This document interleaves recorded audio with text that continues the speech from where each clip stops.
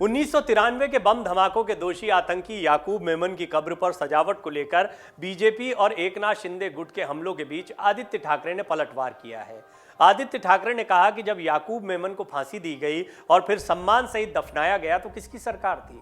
यह सही है कि उस समय की सरकार में शिवसेना भी थी, लेकिन आप लोग जानते हैं कि हमारी कितनी सुनी गई। याकूब मेमन को फांसी की सजा दिए जाने के दौरान देवेंद्र फडणवीस के नेतृत्व में बीजेपी और शिवसेना की सरकार थी। इस तरह आदित्य ठाकरे ने याकूब मेमन को सम्मान के साथ दफनाने और कब्र बनाए जाने को लेकर भाजपा पर निशाना साधा। आदित्य ठाकरे ने बीजेपी पर निशाना साधते हुए आरोपों का जवाब दिया है।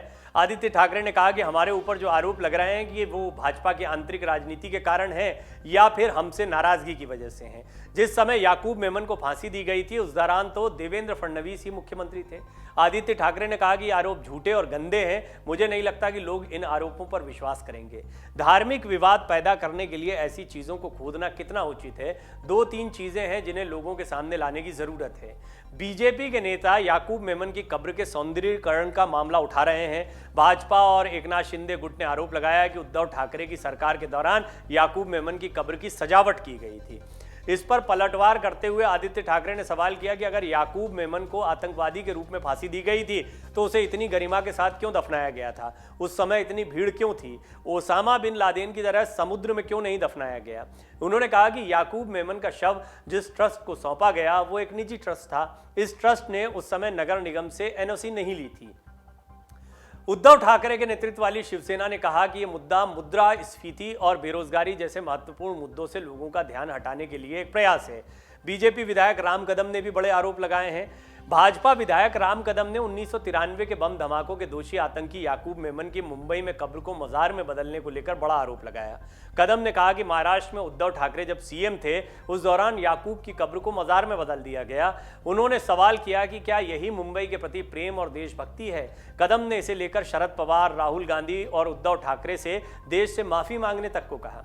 आतंकी याकूब मेमन को 7 साल पहले 2015 में नागपुर की जेल में फांसी दी गई थी। मुंबई के मरीन लाइंस रेलवे स्टेशन के सामने स्थित बड़े कब्रिस्तान में याकूब मेमन का शव दफनाया गया था।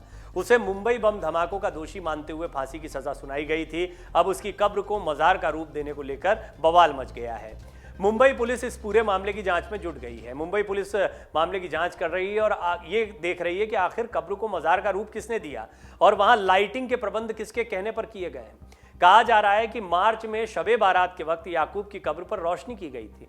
भाजपा का आरोप है कि उद्धव ठाकरे के सीएम रहते कब्र को मजार में बदलने का काम हुआ था।